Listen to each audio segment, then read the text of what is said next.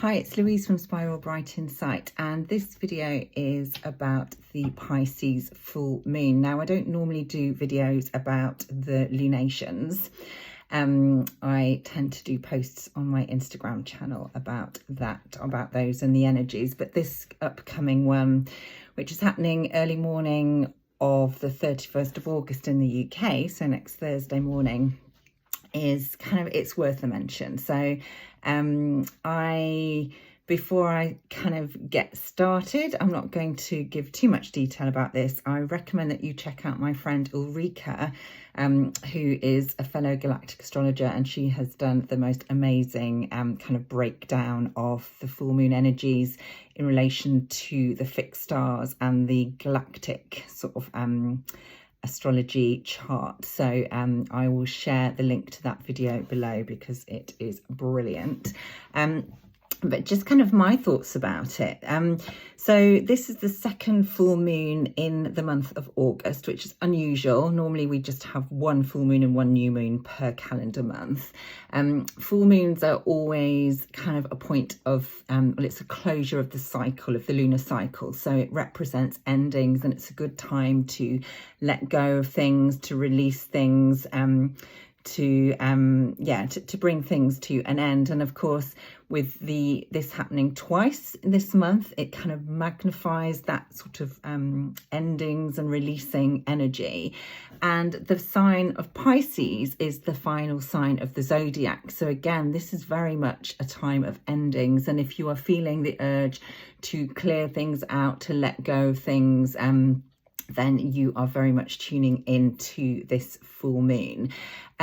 It is on the axis of it's the Virgo Pisces axis, because at the full moon, the moon is in Pisces and the sun is in the exact opposite sign of Virgo. Now, it's happening at 7 degrees, and 7 is a very spiritual number. It's the number linked to knowledge, to wisdom, to insight, to going within and connecting to your more spiritual self. And of course, we're in a 7-year as well. So this kind of spiritual inner knowledge sort of theme is really enhanced at this time. And for me, well, Pisces, as the last sign of the zodiac, it's a water sign. It's very much linked to creativity, to compassion, it's a very emotional sign. When we are working with Piscean energy, there are no boundaries. It's very difficult to pin Pisces down. It's all about flow. It's all about unity and consciousness, connection with the higher self, with your spiritual side, with your guides, with angels, with the soul, with the unseen. So these are all very much prevalent themes with this full moon.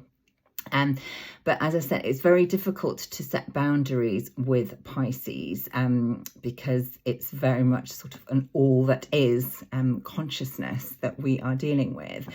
But the difference with this full moon is that Saturn is conjunct the full moon in Pisces, so trying very hard to put some sort of structure in place.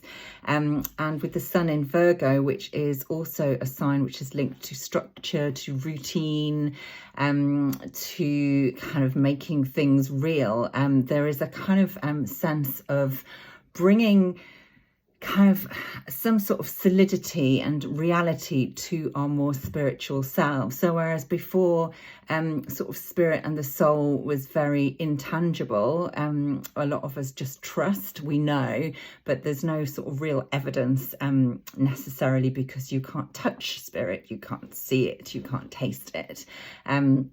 Whereas at the time of the full moon, there's a kind of a bit of a reality check, if you like, with Virgo and Saturn also in the mix. So this is about bringing substance to our spiritual sort of lives and our spiritual aspects of ourselves, and bringing our higher selves more into our earthly reality.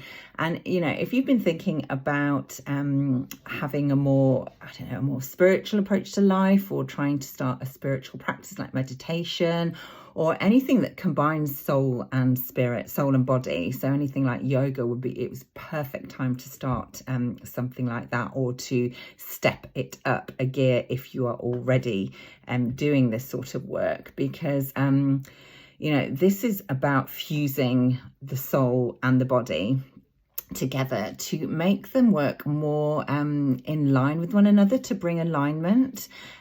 We kind of know that we can't really function with one without the other. They are part of human life, but in the past there's been a real focus on our bodies and the material side of living, and a lot of people find it hard to, again, because spirit and your soul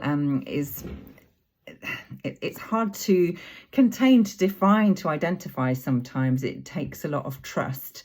But this is a time where I think people are going to be turning more to their spiritual sides and really sort of maybe awakening more, opening up to some new ways of being and living. Now, Pisces is a very karmic sign. It is about endings, as it's the last sign of the zodiac. It's very cleansing as well. There's lots of water in this chart because we have Neptune, Saturn and the moon all in Pisces. So, if you are feeling very emotional, or you're feeling that something is being sort of cleared out and cleansed, then again, that is the moon at work. And on this axis with the sun in Virgo, it's a very healing energy as well. Virgo is the healer. Virgo is about purifying, improving, realigning, and themes of health and how we can sort of have higher levels of self-care, look after our bodies more, is going to be quite prevalent. Now, we also have Jupiter, which is in a very kind of broad conjunction to Uranus in Taurus, trining Mercury. So this is about expanding consciousness, expanding the way we see things in our lives. And there's also a real sense of truth and information flowing, and how we can grow through that, and how can we grow through a stronger, more tangible connection to our higher selves and our spiritual selves. So it is possible with Neptune and the moon in Pisces that, illusion, confusion, deception might be sort of ruling the day a little bit, because it can get very confusing when Pisces is really active. But with this trine to Mercury, there is going to be information flowing. So kind of move towards the Virgo side when you're thinking about information that you're receiving or being exposed to. Use your discernment, sort of feel into it. Does it feel right? Is it true? Not everything is necessarily. So, it's a real time for heightened intuition. So make sure you pay attention to that, because not everything is as it seems or as it appears. So this is about really tuning in to your gifts that we all have. Some of us have got sort of more, they're more activated in us than with others, but this is a time to really step into your more spiritual side, if that is calling to you, and bring them down to earth, literally. So start to use them, start to make them part of your everyday life, and just see where that takes you.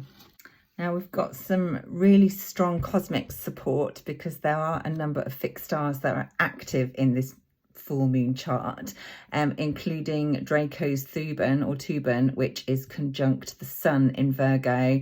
One of the Cygnus stars is conjunct the moon. We've got Beta Centauri. Hadars is opposing Uranus, and the supergalactic center is conjunct Mars as well. So there is a lot of cosmic energy flowing through. And as I said earlier on, my lovely friend Ulrika does a brilliant breakdown of this. So I highly recommend you check out her video podcast about it, because it's really, really helpful. So yeah, a beautiful time to connect to your higher self, to, you know, if you can, make some time to meditate around this full moon, maybe bring in some new ways of caring for your body. Certainly there is a new moon in Virgo coming up in September, so that's going to be an even better time to start some really good sort of healthy, strong habits. But you know, it's not a bad time to start thinking about them. So I hope you found this useful, and yeah, I look forward to sharing more information again soon. Happy full moon.